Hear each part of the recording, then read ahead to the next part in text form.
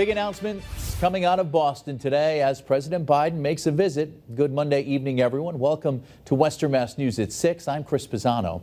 Western Mass News reporter Paris Dunford joins us live from Boston with the latest details. Paris. Chris, President Biden announced two big updates during his visit to the Bay State today. Now, most recently, he was here at the JFK Library in Boston discussing what he calls his moonshot cancer progress speech. Now, it is 60 years since John F. Kennedy made his moonshot speech announcing his goal to get a man on the moon and bring him back. The president announced today his own American moonshot dream, another scientific advancement in ending cancer as we know it.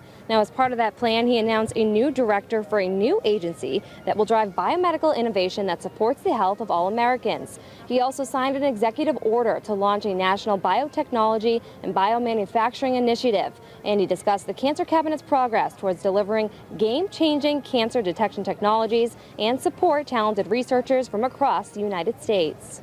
We know we can change the trajectory. For example, to prevent cancers, scientists are exploring whether mRNA vaccine technology that brought us safe and effective COVID-19 vaccines could be used to stop cancer cells when they first arise.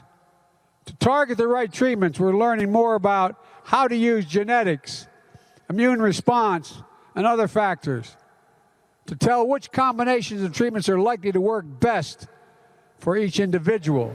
Before heading to JFK Library, the president stopped to make an announcement at Boston Logan International Airport. He was joined by Governor Charlie Baker, and there he announced upgrades at Logan International Airport thanks to the federal infrastructure law. These upgrades will add 5,900 new jobs. Some upgrades include more gates, baggage claims, and ticket counters. They will also expand accessibility with new ramps, elevators, wheelchair-accessible shuttles, and buses.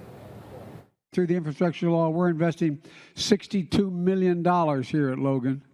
It's the largest grant for airport terminals in the country thus far, and one of the largest federal investments in airports ever.